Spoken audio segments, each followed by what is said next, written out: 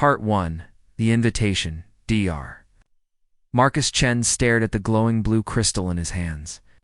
The small stone felt warm against his skin and hummed with a strange energy. 3 days ago, it had appeared on his desk at the Earth Research Station with no explanation. Now, as he held it up to the light, alien symbols danced across its surface. "Still can't read it?" asked Dr. Sarah Kim, his research partner. She peered over his shoulder at the mysterious crystal. Marcus shook his head.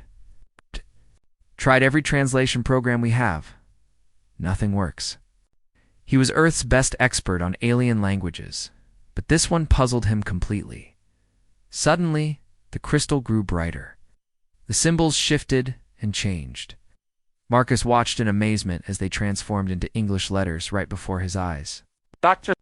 Marcus Chen of Earth, the message read. You are invited to witness the royal wedding of Princess Zafara of the Crystalline Hegemony. This is a great honor. Few outsiders have ever seen our sacred ceremonies. A ship will come for you in 2 days.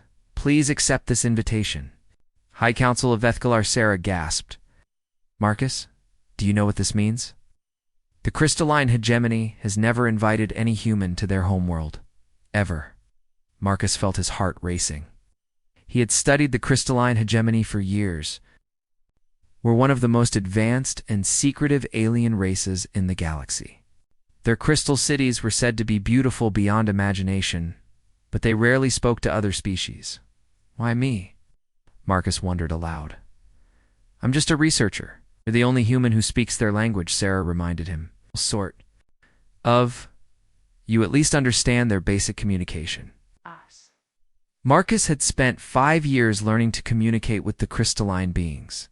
He had met a few of them at diplomatic meetings. They were tall, elegant creatures with skin like polished gemstones. They spoke through a combination of sounds and light patterns. Most humans found it impossible to understand. 2 days later, Marcus stood on the landing pad outside the research station. A ship unlike anything he had ever seen descended from the sky. It looked like it was made entirely of crystal. Light flowed through its transparent walls like liquid gold. The ship landed without making a sound. A door opened in its side, and Marcus saw a figure waiting for him inside. It was a crystalline being, but not like the diplomats he had met before. This one wore robes that sparkled with tiny stars. Dr. Chen, the being said in perfect English. I am Ambassador Veltar. Welcome aboard the Star of Vethkalar. Marcus climbed into the ship, carrying only a small bag. The inside was even more amazing than the outside. The walls were transparent crystal, and he could see the stars rushing past as they traveled faster than light. The journey will take 3 days, Veltar explained. Princess Zafara specifically requested your presence. She has heard of your work studying our culture. I'm honored, Marcus said. But I have to ask, why is this wedding so important? Why invite an outsider? Veltar's light pattern shifted to what Marcus recognized as sadness. Because Dr. Chen, this may be the last royal wedding our people ever celebrate in the traditional way. Many things are changing in the hegemony.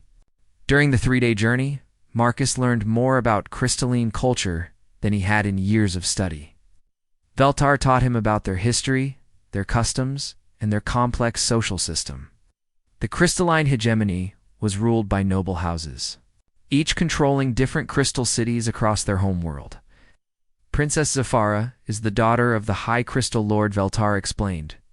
She is brilliant and kind, but she has never wanted to marry for politics. This wedding is arranged to create peace between 2 rival houses. She doesn't love the groom? Marcus asked.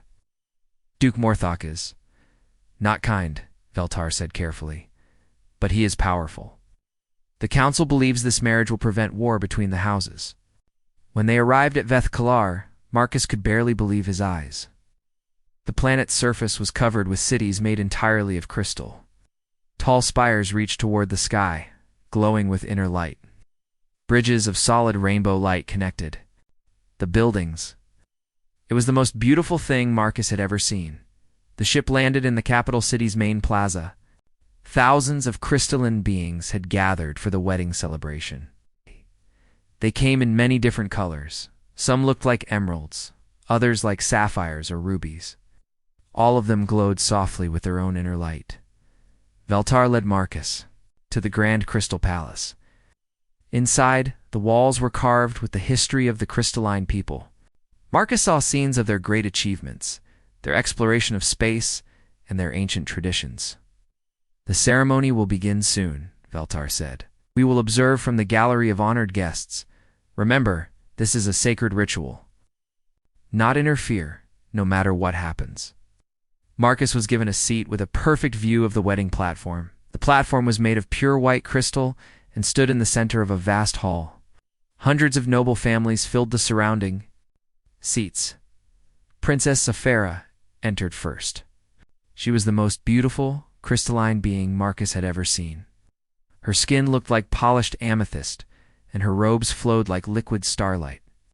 But as she walked down the aisle, Marcus could see something in her light patterns. Afraid, Duke Morthok came next. He looked powerful and wealthy, with skin like black obsidian. But his light patterns showed something else: cruelty and anger. Marcus felt uncomfortable just looking at him. The high priest began the ceremony by explaining the ancient traditions. Marcus listened carefully, using his knowledge of the language to understand every word. "This is the trial of worthiness," the priest announced. "If any being can prove themselves more worthy than the chosen groom, the bride may reject her intended husband." Marcus had never heard of this tradition before. He watched as the priest explained the three challenges: tests of mind, heart, and spirit. His research had never mentioned anything like this. Suddenly, something impossible happened. Marcus heard a voice in his mind. It was Princess Zephyrah's voice, speaking directly to his thoughts. "Please," she whispered in his mind. "Help me. I cannot marry him. He will destroy everything I love about our people." "You are the only one here who truly understands us." Marcus felt shocked.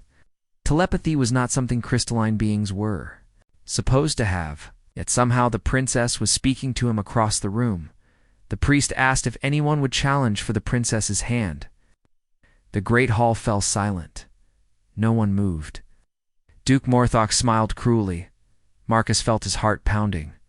He was just a human researcher. He had no right to interfere in alien politics. But he looked at Princess Saphira's fearful light patterns. He thought about everything Veltar had told him about Duke Morthok's cruelty. Before he could stop himself, Marcus stood up. "I challenge," he said loudly. The entire hall gasped. A human had never participated in a crystalline ceremony before. Duke Morthok's expression changed from cruel satisfaction to furious anger. The high priest looked confused. But Princess Zephyrah's light patterns suddenly blazed with hope. "The challenge is accepted," she said quickly, before anyone could object. "Let the trial of worthiness begin." Now Marcus had no idea what he had just gotten himself into. But as he walked down to the crystal platform, he knew there was no turning back now. Part 2. The Challenge of Mind. The great crystal hall erupted in shocked whispers. Marcus stood on the wedding platform, his legs shaking. Every pair of glowing eyes in the room stared at him. He was the only human among thousands of crystalline beings. Duke Morthok's black obsidian skin flashed with angry red light. "This is impossible," he shouted. "Ah! A human cannot participate in our sacred trials." The high priest looked confused. He had never dealt with this situation before. Ancient law books appeared in the air around him, made of pure light. He read them quickly. "The law is clear," the priest finally announced. "Any being with intelligence may challenge, regardless of species. The human's challenge is valid." Princess Zephyrah's amethyst skin glowed brighter with relief. She looked at Marcus with grateful eyes. But Marcus felt terrified. He had no idea what these challenges would involve. "Very well," Duke Morthok snarled. "Let the human fail quickly so we can continue with the real ceremony." The high priest raised his hands. The crystal platform began to change. It grew larger and transformed into a complex arena. Strange symbols appeared in the air above them. "The first trial tests the mind," the priest explained to the crowd. "Both challengers must solve the infinite maze. This puzzle has existed for 1,000 years. Only the wisest of our people have ever solved it." A huge crystal structure materialized. In the center of the platform, it looked like a maze made of glass walls, but it was constantly changing. The walls moved and shifted every few seconds. Light patterns flowed through it like rivers. Marcus stared at the maze in amazement. It was beautiful, but also terrifying. How could anyone solve something that kept changing? The rules are simple, the priest continued. Enter the maze from the bottom, reach the crystal heart at the center. Touch it with your hand. The first one to succeed wins this trial. Duke Morthok laughed coldly. I've studied this maze for years, preparing for this day. No outsider can understand its secrets. Duke walked confidently to the maze entrance. His black skin gleamed as he studied the shifting walls. He pulled out a small crystal device and began scanning the maze patterns. Marcus approached more slowly. He had no special tools or years of preparation. He just watched the maze carefully, trying to understand how it worked. Begin. Priest commanded. Duke Morthok rushed into the maze immediately. Marquise could see him through the transparent walls, moving quickly and confidently. The Duke's device beeped as it calculated the fastest routes through the changing passages. Marcus entered more carefully. The maze walls were smooth, crystal, warm to the touch. As he walked deeper inside, he noticed something strange. The walls didn't change randomly. It was a pattern to their movement. He stopped walking and just watched for several minutes. The crowd outside grew restless. Some aliens whispered that the human was already giving up, but Marcus was learning. He noticed that the maze responded to the emotions of the people watching. When the crowd felt excited, the walls moved faster. When they felt calm, the walls moved slower. Duke Morthok was far ahead now, almost halfway to the center. His technological approach was working. He calculated each move perfectly, always staying one step ahead of the shifting walls. Marcus tried a different approach. Instead of fighting the maze's changes, he tried to work with them. Walked slowly, letting the walls guide him. When a passage opened, he took it. When a wall appeared, he waited patiently for it to move. The crystalline beings in the audience began to murmur with interest. They had never seen anyone approach the maze this way before. Princess Zephyra watched Marcus with growing fascination. She noticed something the others had missed. Marcus wasn't just solving the maze, he was communicating with it. His calm, respectful approach was making the maze respond differently. Duke Morthok reached the center first. But something went wrong. The crystal heart was protected by a final barrier, a wall of pure energy that required a special key to pass through. "No!" the Duke shouted in frustration. "My calculations were perfect." He tried to force his way through the energy barrier, but it pushed him back. Anger made his skin flash with dark red light. Meanwhile, Marcus had taken a completely different path. Instead of racing to the center, he had explored the maze's outer sections. He studied the symbols carved into the walls. They told the story of the crystalline people's history. Marcus realized something important. This wasn't just a puzzle to be solved with logic. It was a test of understanding crystalline culture. The maze wanted someone who respected and appreciated their civilization. He began tracing the historical symbols with his finger as he walked. Each symbol he touched correctly caused the walls to glow softly. The maze was responding to his cultural knowledge. The crowd watched in amazement as Marcus's section of the maze began glowing with warm, welcoming light. Even Princess Zephyra gasped with surprise. "Impossible," whispered Ambassador Veltar from the audience. What? "The maze has never shown approval like that before." Wait. Marcus finally reached the center where Duke Morthok was still struggling with the energy barrier. But for Marcus, there was no barrier at all. The crystal heart recognized his respectful approach and engulfed itself to him. He reached out and gently touched the crystal heart with his palm. The entire maze exploded with brilliant light. Every wall became transparent as starlight. The crystal heart sang with a beautiful melody that filled the great hall. It was the sound of acceptance and understanding. The crowd fell silent in shock. In 1,000 years, no one had ever made the maze sing before. Duke Morthok stood frozen, his mouth open in disbelief. His technological tools had failed him because they couldn't measure respect, patience, or cultural understanding the high priest's voice shook with emotion as he announced the results. The first trial goes to ... Dr. Marcus Cheneverth. Princess Zephyress light patterns blazed with joy and amazement. She had chosen well when she asked Marcus for help. He wasn't just intelligent, he truly understood her people. Marcus walked out of the dissolving maze, feeling overwhelmed. He had one, but he still didn't fully understand how. The crystalline beings in the audience looked at him with new respect. Some even began glowing with approval.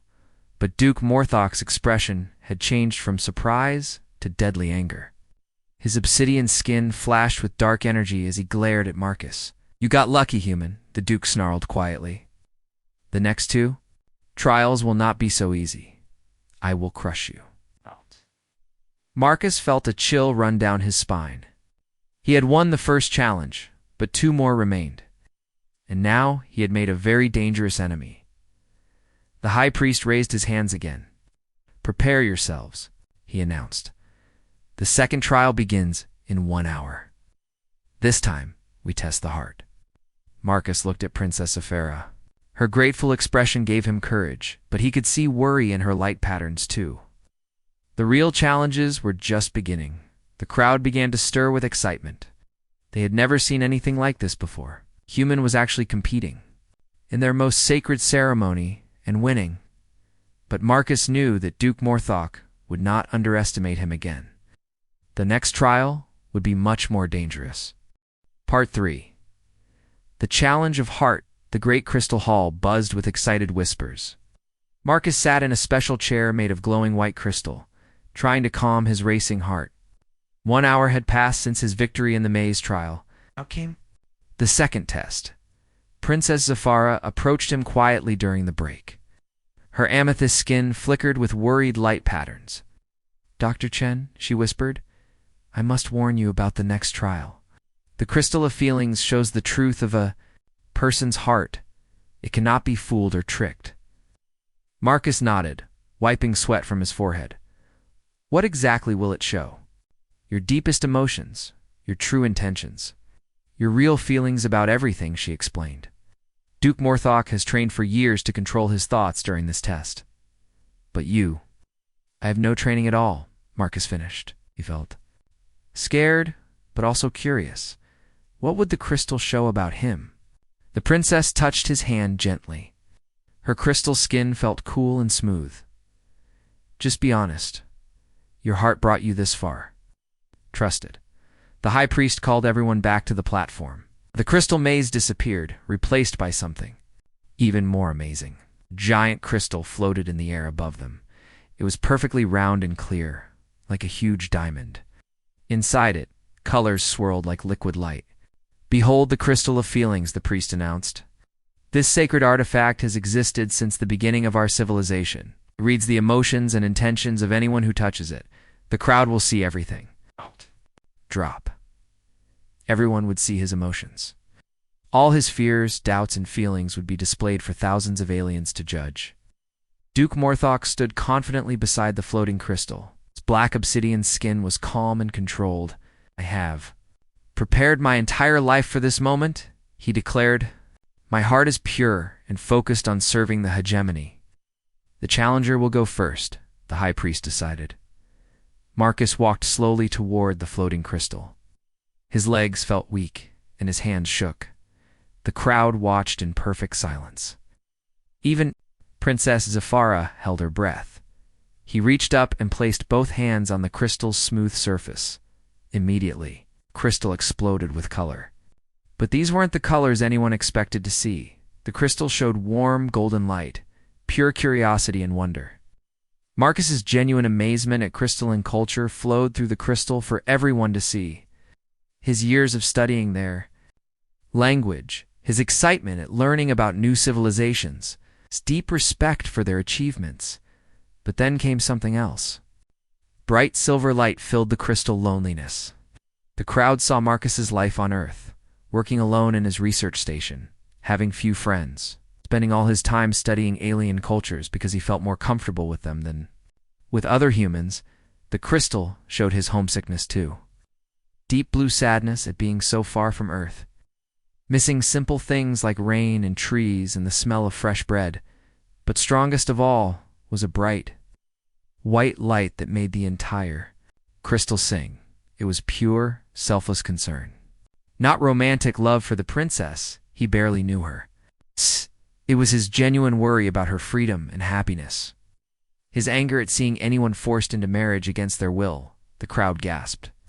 They had never seen emotions so clear and honest. Most crystalline beings were taught to hide their feelings. But Marcus held nothing back.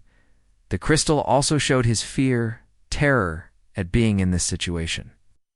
Worry about making mistakes, anxiety about interfering in alien politics, but underneath the fear was determination. His stubborn human refusal to let an innocent person suffer when he could help. Finally, the crystal revealed something that shocked everyone, including Marcus himself. Deep in his heart was a growing love, not just for Princess Zafara, but for all the crystalline people. He genuinely cared about their future and wanted to help them grow and prosper. The crystal's light faded, and Marcus stumbled backward. He felt naked and exposed. Everyone had seen his deepest secrets. But when he looked at the crowd, he saw something unexpected. Their light patterns showed respect and admiration. "Remarkable," whispered Ambassador Veltar. "Such emotional honesty.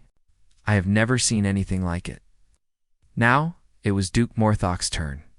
He walked confidently to the crystal and placed his hands on its surface.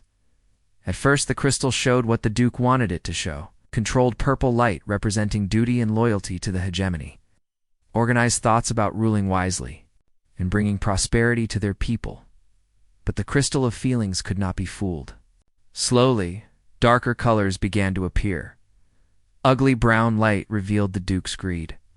His real desire was not to serve, but to control the princess's wealth and power. The crystal showed his plans to use marriage as a way to dominate other noble houses. Worse still, sickly green light exposed his jealousy and hatred. He resented Princess Zafara's intelligence and popularity. He planned to crush her spirit and make her obedient. The most horrifying revelation came last. Deep red light showed the Duke's cruelty. The crystal revealed his secret pleasure in causing pain, his plans to punish anyone who opposed him. His desire to rule through fear. The crowd began to murmur with shock and disgust. Even the Duke's own supporters looked disturbed. Princess Zafara's light patterns showed horror and revulsion. Duke Morthok tried to pull his hands away from the crystal, but it held him tight.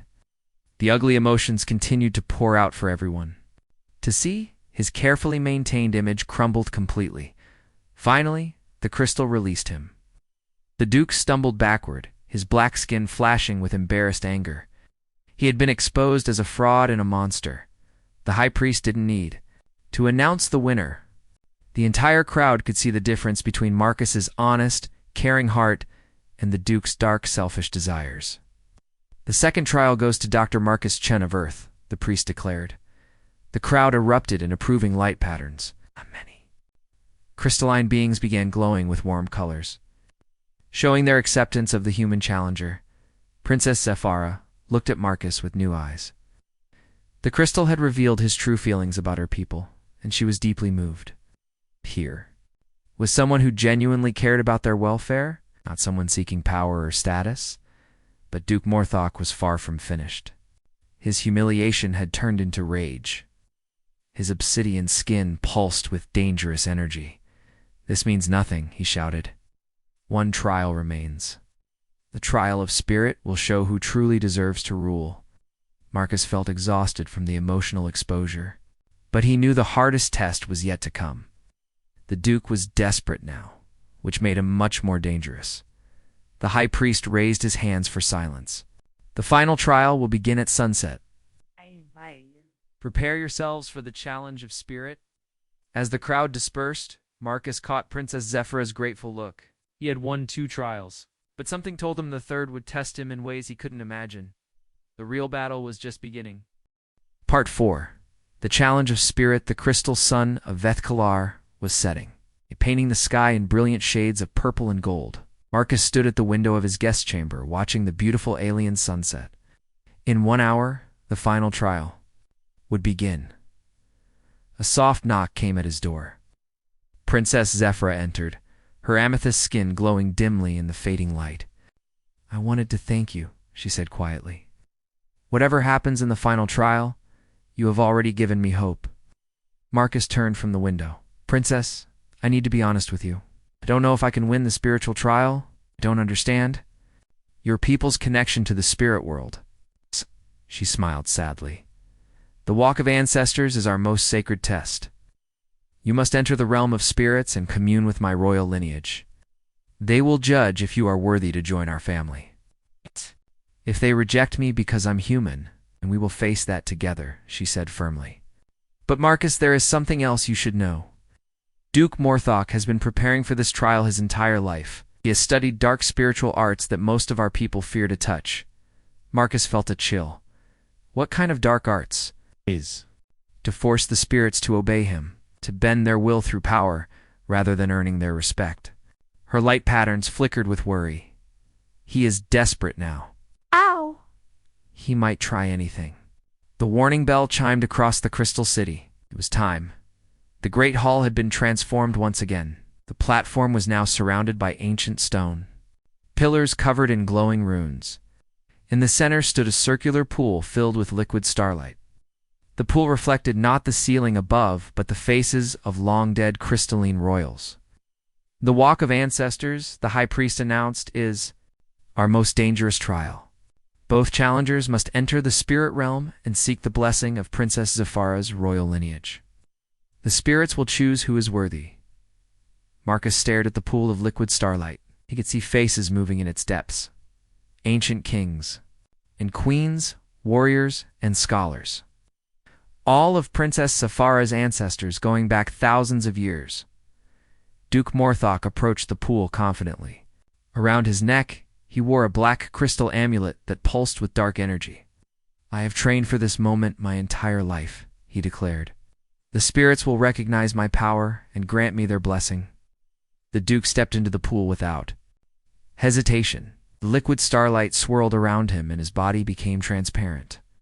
Within seconds, he had disappeared into the spirit realm. Now it was Marcus's turn. He had no special training, no magical amulets, no knowledge of spiritual arts. He only had his respect for crystalline culture and his genuine desire to help. He stepped into the pool. The liquid starlight felt warm and tingly against his skin. The world around him began to fade and blur. Then everything went white. When Marcus's vision cleared, he found himself standing in a vast crystal garden that existed outside of normal space and time. Ancient crystalline spirits surrounded him, dozens of them, all glowing with otherworldly light. A human in the ancestral realm said, a voice like ringing bells. "This has never happened before." The spirits studied Marcus with curious eyes. He could feel their ancient wisdom examining every part of his soul. "Why have you come here, child of Earth?" asked another spirit, this one wearing a crown of pure light. Marcus bowed respectfully. "Your Majesty, I came to help Princess Zephyra.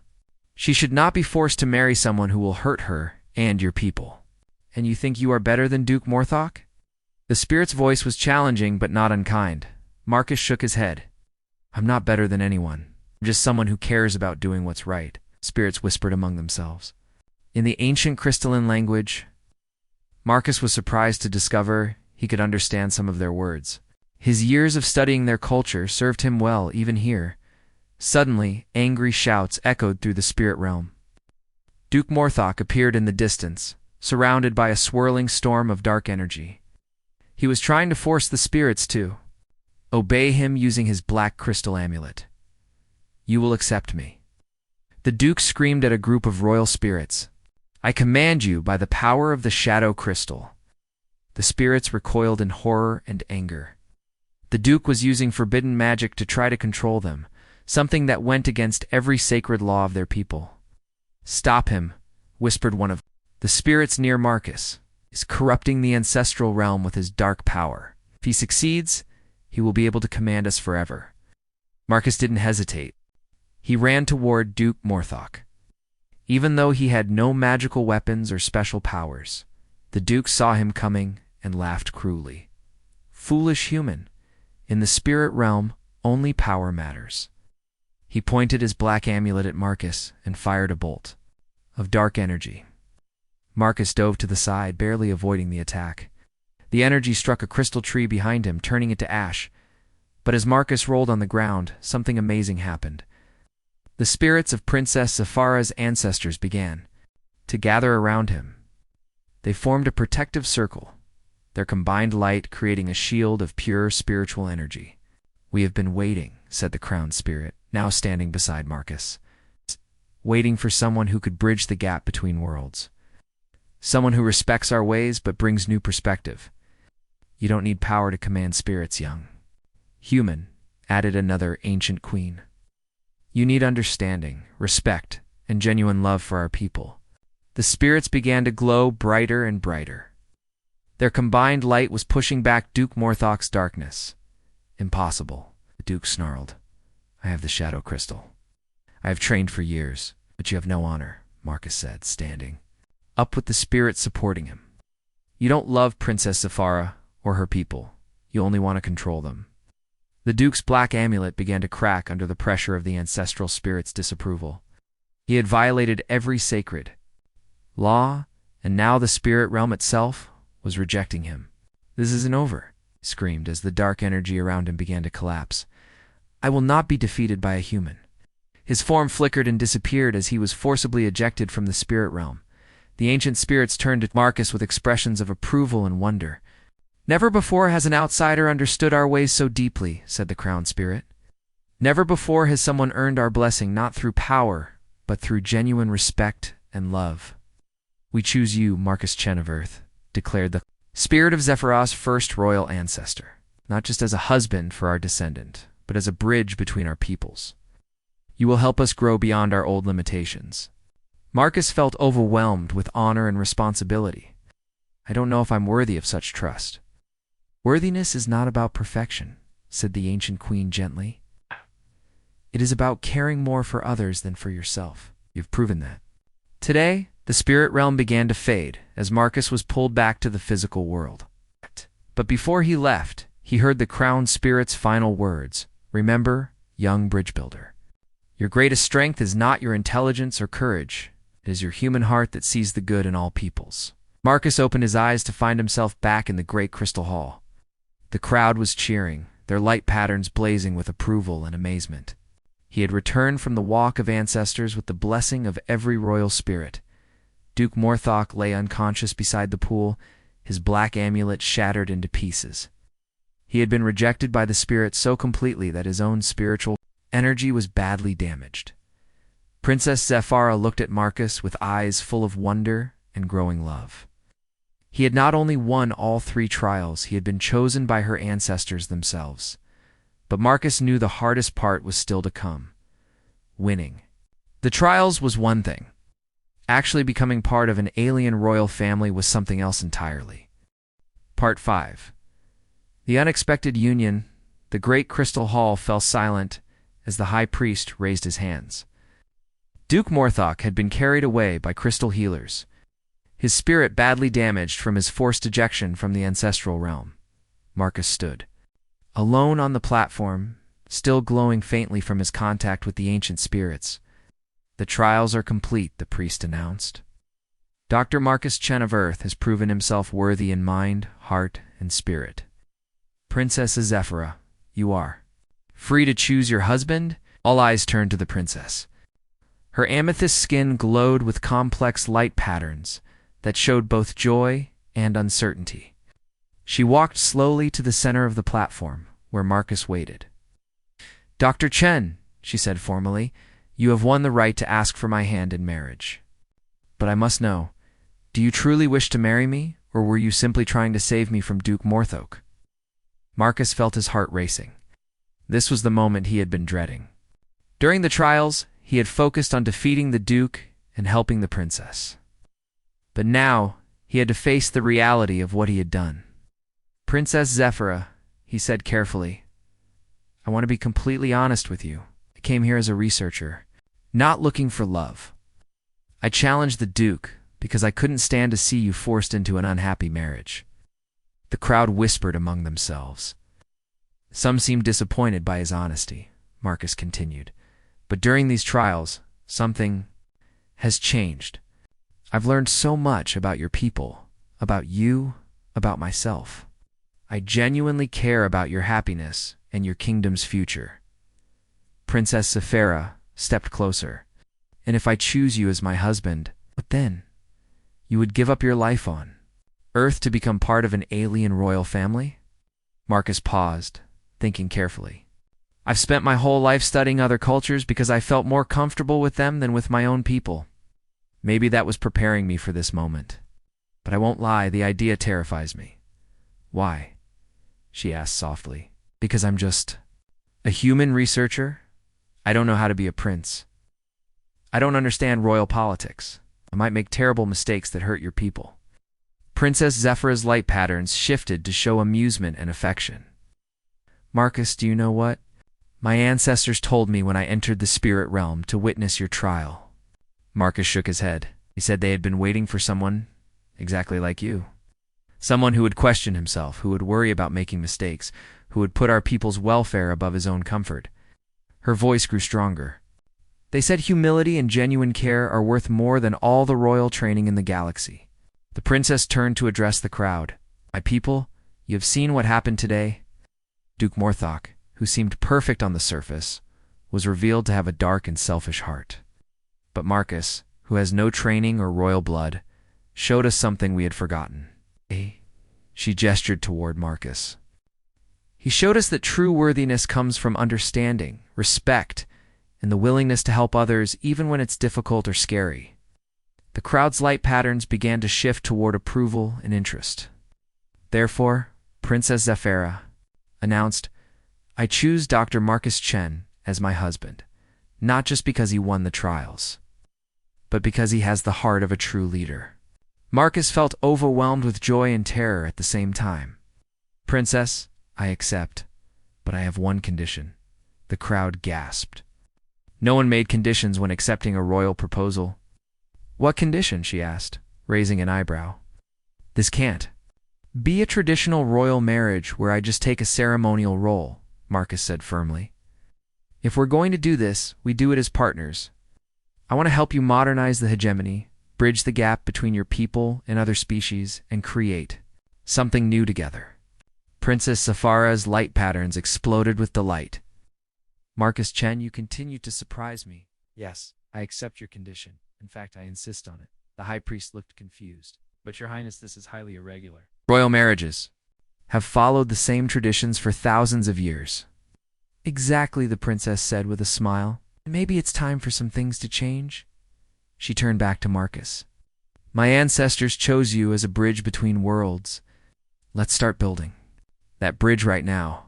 The wedding ceremony that followed was unlike anything in crystalline history. Instead of the traditional vows of dominance and submission, Marcus and Princess Zephyra wrote new vows together, promises of partnership, mutual respect, and shared responsibility for their people's future. Marcus spoke his vows in the crystalline language, which amazed the crowd. I promise to learn from your wisdom while sharing my own perspective. I promise to respect your traditions while helping you grow beyond old limitations. I promise to be not just your husband, but your partner in building a better future for all our peoples. Princess Zephyra replied in both crystalline and English. I promise to teach you our ways while learning from yours. I promise to rule not just with ancient wisdom, but with the fresh understanding you bring. I promise to be your partner in bridging worlds and creating something neither of our peoples could achieve alone. When they exchanged rings, his a simple earth metal band, hers a crystal that would help him communicate with her people. The entire hall erupted in approving light patterns, but the most amazing moment came during the final blessing. Ambassador Veltar stepped forward with a special communication crystal. Dr. Chen, he said, your home world of Earth should witness this historic moment. The crystal activated, creating a holographic connection to Earth. Marcus saw the shocked faces of his colleagues at the research station, including Dr. Sarah Kim. Sarah, Marcus called out. I know this is crazy, but I need you to send a message to Earth's government. The crystalline hegemony wants to establish formal diplomatic relations and ... I'm staying here as their cultural ambassador. Sarah's mouth hung open. Marcus, are you serious? You're actually marrying an alien princess? I'm marrying my partner, Marcus corrected with a smile. Someone who shares my dream of bringing different peoples together. The communication ended, and Marcus turned to his new wife. Princess Zafara was now Princess Zafara Chen, and he was Prince Marcus Chen of the crystalline hegemony. So what happens now? Marcus asked. Now we get to work, she replied with determination. We have a kingdom to modernize, treaties to negotiate, and 2 species to unite. Are you ready for the real challenge? Marcus looked out at the crowd of crystalline beings, all glowing with hope and excitement for their future. He thought about the ancient spirits who had chosen him, about the responsibility he now carried, about the incredible woman beside him. You know what? He said with a grin. I came here to watch a wedding, and I ended up starting a revolution. I think I'm ready for whatever comes next. Princess Zafara laughed, her light patterns dancing with joy. Welcome to the family, my beloved bridge builder. As the celebration continued into the night, Marcus realized that sometimes the best adventures begin when you step forward to help someone else, even when you have no idea what you're doing. His human heart, with all its imperfections and genuine care, had not just won him a bride. It had begun a new chapter in galactic history, the story of the human who came to watch an alien wedding, but left as a prince, would be told across the galaxy for generations to come.